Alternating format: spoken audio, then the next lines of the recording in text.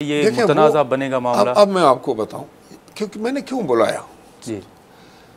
वो हम आईने पाकिस्तान की गोल्डन जुबली मना रहे थे, आपको पता है। बिल्कुल, बिल्कुल। और हमने उसमें ना सिर्फ पाकिस्तान के अंदर से सारे लोगों को इनवाइट किया बल्कि बैरून मुल्क से भी हमने लोगों को दावत दी, वो लोग तशरीफ़ लाए। तो मैंने तमाम हाई कोर्ट्स के जज साहबान को, तमाम सुप्रीम कोर्ट के जज साहबान को, बिशमोल आज़ाद कश्मीर और बिशमोल जो है ना गिलगित बल्तिस्तान, सबको इनवाइट किया कि ये आईने पाकिस्तान की सालगिरह है।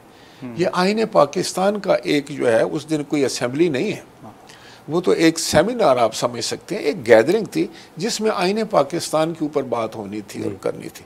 मैं समझता हूँ कि काजी फायज़ ईसा साहब तशरीफ़ लाए, वो उन्होंने एक बहुत उनके मशकूर हैं और वो आए और उन्होंने जो भी अपने ख़यालात का उसका इजहार किया उन्होंने।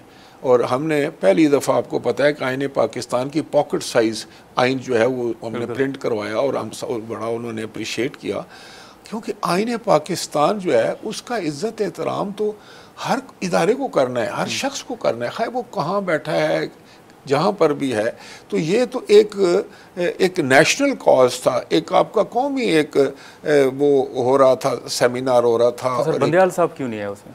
बंदियाल साहब ने ख़त लिखा था मुझे। अच्छा। और उन्होंने कहा था कि मुझे मेरी अपनी ज़ाती मसरूफियात और मेरे जो उनका जो यकीनी तौर पर जो उनका अपनी ज़िम्मेदारियाँ हैं उनकी वजह से मसरूफ़ थे और वो नहीं आ सकते। बाकी कई जजेस ने भी मुझे ख़त लिखा और उन्होंने अप्रिशिएट किया, मुबारक दी नेशनल असम्बली को कि हमने ये इनिशिएटिव लिया है और गोल्डन जुबली हम मना रहे हैं। उन्होंने अपनी नेक ख्वाहिशात का इजहार किया।